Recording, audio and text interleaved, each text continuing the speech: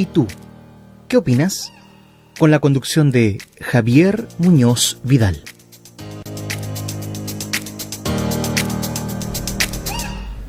Amigos y amigas, muy buenas tardes. Nos encontramos como en cada viernes a través de Polar Comunicaciones. ¿Y tú qué opinas? A una semana de las elecciones para la conformación del Consejo Constitucional, vamos a conversar con una de las candidatas que se está preparando, que ha puesto su nombre a disposición de la ciudadanía para esta elección. Quizás una de las elecciones con menos información, con un tiempo de campaña más acotado, pero que afortunadamente nuestro medio y otros más se han preocupado de darle espacio para que así conozcamos todas y todos de qué se trata esta nueva elección de quienes van a integrar este Consejo Constitucional. Estamos acompañados de Victoria Trapp Moreira, B5 en la papeleta. Victoria, ¿qué tal? Hola Javier, bien, ¿y tú? ¿Cómo estás? Bien, habíamos conversado previamente del proceso, de lo que era un cambio de constitución, de lo que significa esto para el país, pero antes de hablar directamente del proceso, eres candidata primera vez en tu vida a una cargo de elección popular. ¿Cómo ha sido el proceso de campaña? ¿Cómo ha estado en el territorio, en la calle con esta propuesta? Sí, muy buena pregunta. De hecho, es mi primera elección, por así decirlo, que voy de candidata a una elección ya importante. Cuando era estudiante fui, por supuesto, candidata a centro de alumnos. Ahí ya gané mi primera elección. De ahí en la universidad perdí otras tantas elecciones. Pero, claro, esta es mi primera gran postulación a un cargo de elección popular, que por lo demás es muy importante. Y yo creo que va como por dos aristas bastante marcadas. En un lado, las ganas de ser candidata están dadas por mi profesión. Yo soy abogada. La Constitución es algo que nos pasaron durante 3 semestres seguidos en la universidad. Y para mí se volvió, más que una materia que estudiar, una pasión. Me gusta mucho el derecho constitucional. Y desde ese mismo estudio me di cuenta de que nosotros como país pocas veces nos hemos otorgado una constitución en tiempos tan favorables como los que tenemos ahora. Porque si bien existen ciertas complicaciones dada la contingencia, vivimos en una democracia plena, donde ya tenemos la madurez política y democrática para poder otorgarnos una nueva constitución, creo yo. Ya había existido la elección de un órgano que tenía la misión de proponer al país un texto constitucional que antes de la revisión del fondo en la forma era extenso, era muy detallado. Así es. Y eso, no vamos a decir que esa fue la razón, pero frente a la coyuntura política, frente a los avatares del instante, también, ¿por qué no decirlo?, la utilización de los procesos electorales como termómetro del gobierno en el instante o de la situación país, provocaron, entre muchas razones, el rechazo. Así es. Un 38% de la población aprobó. ¿Es solo ese 38% que está interesada el día 7 de mayo en elegir un nuevo órgano para generar una segunda propuesta? ¿O también del 62% del rechazo también hay personas interesadas de verdad en tener una propuesta constitucional para el país? Esta pregunta nunca me la habían hecho y yo la encuentro bastante relevante. Gracias por eso, Javier. Creo que no. No solamente el 38% está llamado a participar de este proceso constitucional, ni a votar informadamente el 7 de mayo. Yo voy a dar un ejemplo. Mira, a mí me cargan las encuestas, pero de las primeras encuestas que salieron respecto a este proceso constitucional, cuando ya partió la campaña, Plaza Pública, ahí se señalaba que el 65% de la gente encuestada estaba en contra, o no le interesaba mayormente, ese era no le interesa el proceso constitucional actual. 65%. Versus, cuando le hacían la pregunta, ¿usted cree que necesitamos una nueva constitución? Un 70% de la gente estaba de acuerdo. Entonces, para mí esa paradoja de que efectivamente la gente quiere cambio constitucional, la diferencia está en el cómo, quién lo hace, por qué lo hace y cuál va a ser el resultado. Lo que se votó el 4 de septiembre, y como bien lo señalaba la papeleta y lo señalaba el capítulo 15 de la Constitución que nos rige, ahí solo se preguntaba si la gente aprobaba o rechazaba esa propuesta constitucional en específico. Y ahí la gente votó rechazo porque tiene el legítimo derecho a decidir si esa propuesta le favorecía o no al país. Completamente legítimo. Ahora estamos en un proceso nuevo, que no tiene nada que ver con el proceso previo. Y este tiene 3 órganos bastante diferenciados. Ya no se partió de la premisa si se quiere o no una nueva constitución, porque ya se hizo la pregunta previamente, creo yo. La ciudadanía en diferentes instancias se ha manifestado a favor de una nueva constitución. La cosa es el proceso que estamos viviendo, los órganos que están redactando, la desconfianza que existe en el proceso previo. Yo creo que parte de esa desconfianza es que existe mucha desinformación, por un lado, que nosotros hemos tratado de abordarlo en campaña. Nuestra campaña, más que propuestas, que sí las tenemos, ha sido informativa, porque creemos que un ciudadano informado es el que puede creer y el que puede participar efectivamente en un proceso constitucional. Pero también está la otra cara de que la gente desconfía mucho de los políticos. Yo no niego mi carácter político, soy una persona que cree que la política es la forma de construir una mejor sociedad, y a partir de lo mismo me pongo a disposición de la ciudadanía, porque más que un debate político contingente o un debate político partidario, la Constitución es por sí una decisión fundamental política. Pareciera que en muchos aspectos lo que declaramos como ciudadanía no es lo que ejecutamos o queremos en el fondo. Doy un ejemplo concreto en base al órgano anterior. Queremos que los ciudadanos comunes y corrientes puedan ser parte del órgano constitucional y fueron elegidos ampliamente independientes. Demuestra un punto. Al poco andar, la ciudadanía empezó a presentar, parece que es mejor que lo haga gente que sabe y no gente como uno. Una cosa. Segunda cosa, no queremos que el órgano constitucional esté lleno de abogados. Cuando uno revisa las carreras profesionales de quienes participaron de la convención, de las carreras, la más alta eran gente de las humanidades y especialmente abogados. Incluso muchos de ellos, no voy a dar nombre en particular para no echarle la culpa del proceso, pero sí que habían hablado desde el 2008, 2011 inclusive, permanentemente sobre la necesidad del cambio constitucional y cómo debía realizarse. Eran personas que para relaciones pueden ser consideradas expertas. Entraron al órgano, fueron parte, uno de ellos vicepresidente incluso, y tampoco fue suficiente.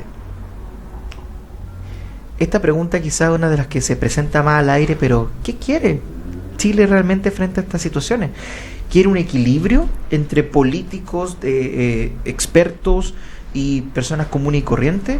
¿O quieren votar y deshacerse de la responsabilidad y que otras personas lo hagan? ¿O el ciudadano común y corriente quiere participar de verdad en las decisiones políticas del país?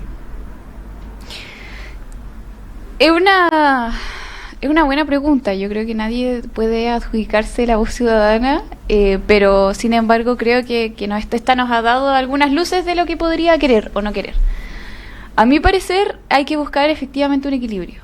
Yo en general, para ser bien sincera, no estoy muy de acuerdo, por ejemplo, en la conformación de quienes fueron designados como expertos en la comisión que ya está redactando la Constitución.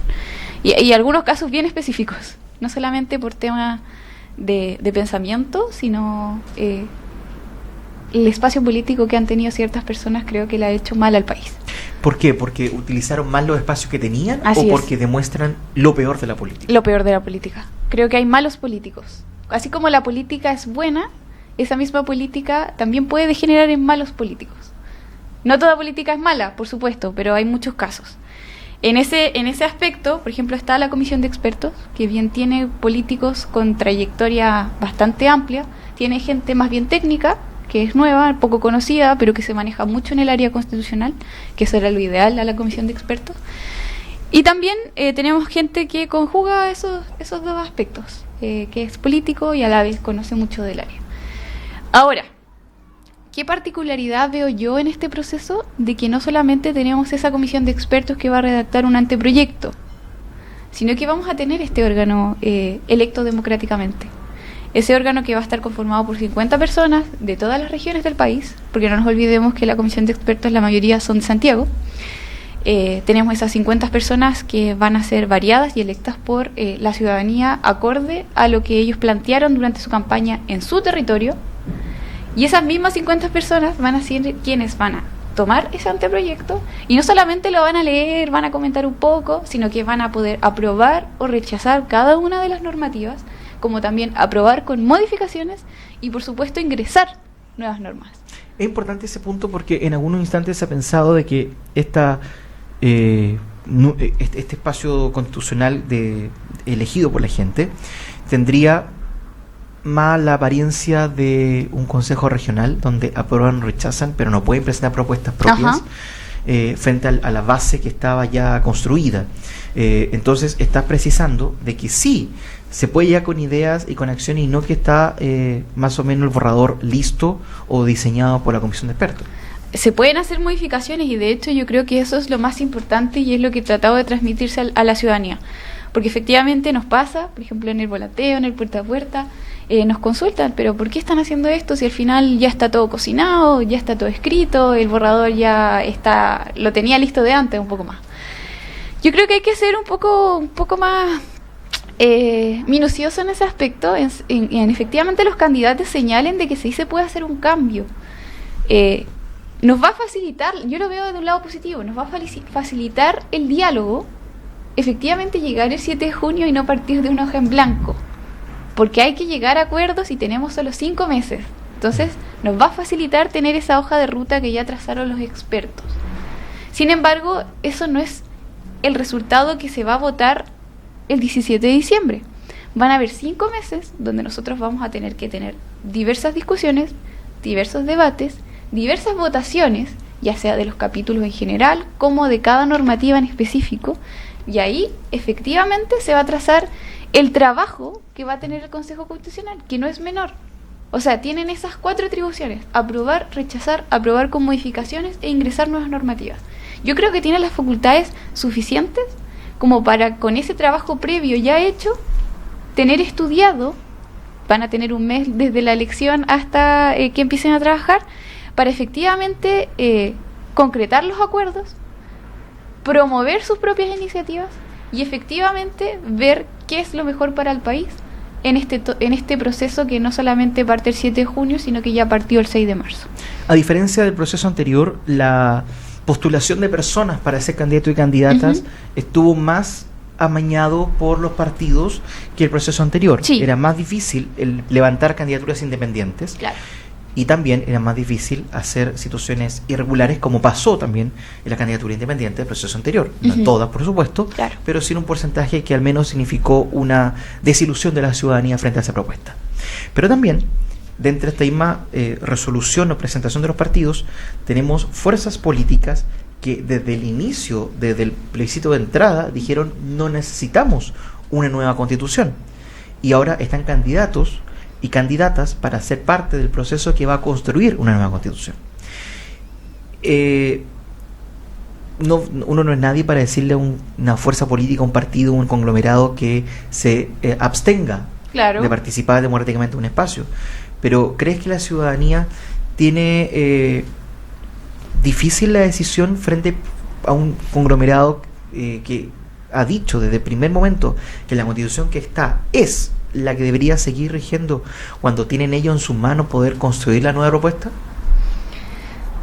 Yo ahí tengo una visión bastante categórica, y no solamente por el argumento de que puede estar a favor o en contra de la constitución actual, porque por parte de esos sectores políticos también proponen reformas constitucionales. Entonces están de acuerdo el 100% con la constitución actual, no están, para poder generar modificaciones. Entonces yo creo que ellos están de acuerdo con la matriz ideológica que tiene la Constitución de 1980, que esa perfectamente puede estar en discusión o no. La cosa es que no quieren que la toquen en un proceso donde haya un órgano electo democráticamente. Para mí ese es su recelo. Y dentro de los debates, porque no quiero dar nombres específicos, pero dentro del debate me ha tocado estar con gente de partidos que están en contra de este proceso constitucional, y una de las principales razones por las que dicen que este proceso no se debería realizar, independiente si están de acuerdo con la Constitución del 80 o no, es porque irroga un mucho gasto fiscal. O sea, al final lo único que quiere la gente es salir electa, llenarse los bolsillos y hacer como que vamos a redactar una buena nueva Constitución, pero va a quedar todo igual. ¿O para qué si en diciembre se va a rechazar igual? Porque la ciudadanía no lo quiere. Para mí esa lógica me parece hipócrita y mediocre, derechamente, porque ¿por qué te estás postulando a un cargo político que si sales electo vas a recibir ese sueldo, pero tú de partida llegando allá no vas a querer dialogar, no vas a querer cambiar nada, como también vas a llamar a rechazar en diciembre recibiendo un sueldo por el que te eligió la ciudadanía? Entonces, para mí eso es derechamente, y como hablábamos antes, mala política. Creo que así no se construye partidos políticos fuertes, porque pueden ser muchos numerosamente, con gran cantidad de militantes. Sin embargo, el día de mañana, si es que llegan al gobierno, poco les va a importar que el sistema político siga fuerte, con partidos políticos fuertes, que tenga gobernabilidad y se escuche a la ciudadanía. Como también creo que generan ese clima de pérdida de confianza en la política misma y en el proceso que estamos viviendo tan importante, que no solamente es político, también es ciudadano y también es técnico. La categoría o el nivel de los candidatos y candidatas no lo mide un título en particular, porque no existe en Chile la carrera de político profesional, sí, de cientista político, abogado, etcétera. Esas sí que están, digamos, asociadas a esta acción. Pero la experiencia, el contacto con la gente, lo que va haciendo una buena política. Uh-huh. En el proceso de campaña han tenido pocos espacios de conversación o de reunión entre los candidatos y candidatas. Sí entiendo que la lista B se ha reunido en conjunto para hacer algunas acciones los cuatro, uh-huh, pero han sido, reitero, pocos los espacios que los candidatos y candidatas han reunido. Entiendo que el del Liceo Sarah Brown que realizamos hace semanas atrás fue uno. No sé si van a haber otros cerca de la elección, de debate televisivo, probablemente sí por algunas secciones. Pero sientes que, aprendiendo la lección del proceso anterior, al menos de la demostración a la ciudadanía, de la preparación y de la disposición, ¿mejoró el nivel de los candidatos y candidatas o está a la altura de la discusión del país de que no se puede farrear un segundo proceso Chile frente a esta elección, o en algunos solamente se llenaron cupos? A mí me pasa que uno no es quien para criticar al resto, porque estamos todos en la misma línea, somos todos candidatos. Pero creo que respecto al proceso previo hay un aprendizaje de lo que es efectivamente un proceso constituyente. No es hacer políticas públicas particulares, no es tocar temas de contingencia. Ahora tenemos claro lo que es efectivamente una constitución, y creo que eso cambió un poco el paradigma de quiénes van de candidatos o no. Idealmente, para mí, no va muy de la mano con la profesión. Como no te voy a dar una profesión específica que pueda ser bueno para redactar una buena constitución, pero obviamente uno espera que quienes lleguen al Consejo Constitucional sepan al menos materias constitucionales, que eso se puede abordar de distintas áreas, e incluso desde los estudios particulares que cada uno pueda tener, más allá de la profesión o no. También que sepa de lo que es la tramitación de la ley, porque vamos a llegar a tener 5 meses para tramitar ese proceso, y no se puede llegar a improvisar no sabiendo cómo redactar una norma, cómo redactar una indicación, no llegando a acuerdo, o el trabajo, lo que es las comisiones comúnmente, o cómo se vota derechamente una norma, que eso ya es algo que existe, no se inventó nada en este proceso. Y por otra parte, considerar que si bien es un debate técnico, muchas veces el que se va a llevar a cabo en el Consejo Constitucional sobre normativa específica, no tenemos que alejarnos de la ciudadanía, que son bastante importantes. En este proceso, yo lo voy a reconocer, de hecho, hay poca participación ciudadana institucionalmente. Quienes están llevando a cabo la participación ciudadana son efectivamente la Universidad Católica y la Universidad de Chile, que ellos hicieron un despliegue al resto de las universidades públicas del país, pero es poco lo que la ciudadanía va a poder hacer. Entonces, por un lado, quienes salgan electos, yo espero que sea gente que conozca de materia constitucional, que conozca sobre la tramitación de la ley o de la norma, y por otro lado, que esté dispuesto a volver a su territorio para generar instancias de participación ciudadana, porque esa legitimidad, la de la ciudadanía, es la que necesita una constitución, a diferencia de una ley, un reglamento o cualquier otro tipo de normativa. Pero a pesar de eso, también en la campaña, y también en el despliegue, en los eslogans de muchos sectores, incluso el nombre de los pactos, están situaciones que son materia de ley. Están situaciones que son de la contingencia, que lamentablemente es una escalada continental en Claro. este proceso, y además son temas que algunos presidentes le han significado buen rédito, Así es. como es la lucha contra la delincuencia de una manera dura, que incluso en algunos puntos uno puede decir se está albergado en derecho o no, Ujú. pero también el legítimo miedo y sensación de inseguridad de muchas personas. Claro. ¿Sientes que eso lamentablemente enturbia este proceso en particular, lo que significa la situación de delincuencia en muchas regiones o en algunas comunas del país? Mira, yo soy alguien que cree que la contingencia y el debate constitucional son dos aristas distintas. Y teniéndolas separadas, o más bien delimitadas, porque obviamente van a confluir en algún punto, pero teniéndolas delimitadas, podemos efectivamente realizar un buen trabajo en los dos ámbitos. Que no se mezclen el debate contingente, el debate constitucional, ni en el debate constitucional el contingente. Por supuesto, hay que hacerse cargo de las necesidades que tenemos en el Chile de hoy, pero obviamente en el ámbito que corresponde. Tú tocaste un tema que se ha dado mucho que hablar en lo que es este proceso, y es el tema de seguridad.